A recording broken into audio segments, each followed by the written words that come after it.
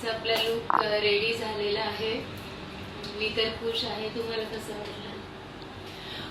पहिल्या प्रथम तर मी तुमचे खूप खूप आभार मानेन आणि एमकेएस अकॅडमीचे की आज तुम्ही आम्हाला हा प्लॅटफॉर्म दिला आणि मला एक ब्राईड बनण्याचा म्हणजे इच्छा होती ती तुम्ही पूर्ण केली असं मला वाटतं. आणि खूपच छान मेकअप. पहिल्यांदा थोडीशी भीती वाटत होती की कसा होईल मेकअप, कसा नाही होईल, हेवी होईल का, पण नंतर नंतर तो actually you are experience person, so I think त्यांना माहित असतं जास्त, पण ऍज अ क्लायंट आपल्याला भीती असते की डोळ्यात काय जाईल का, मेकअप जास्त हे होईल का.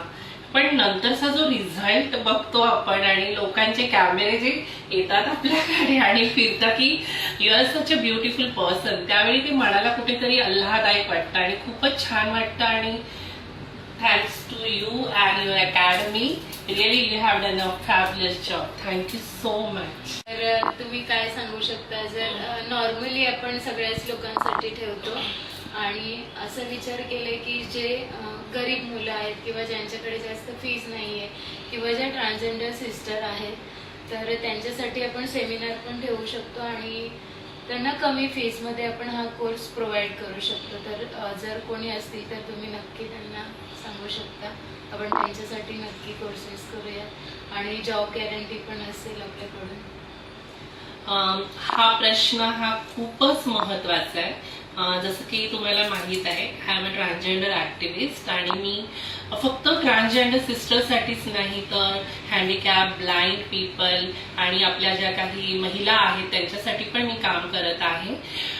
पण हा जो क्वेश्चन मॅमनी विचारला की व्हॉट इज अ जेंडर, तर मला असं वाटतं की आजच्या जगामध्ये, आजच्या युगामध्ये जेंडर हा राहिलाच नाहीये आणि लोकांनी त्याचा जो बाऊ बनवलेला आहे की स्त्री, पुरुष आणि ट्रान्सजेंडर.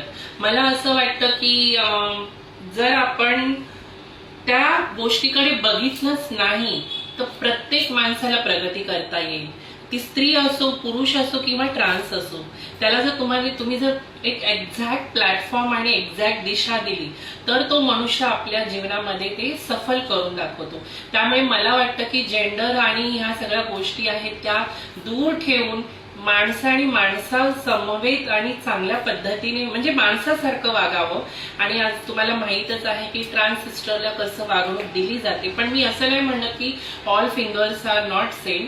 आणि जगामध्ये आज मीडिया आहे, इंटरनेट आहे, या सगळ्या गोष्टींमुळे ज्या ट्रान्स सिस्टर आहेत त्या पुढे येत आहेत आणि आपल्या फील्डमध्ये ते चांगलं करून दाखवत आहे. पण ह्या सगळ्या गोष्टीसाठी अशा माणसांची गरज आहे.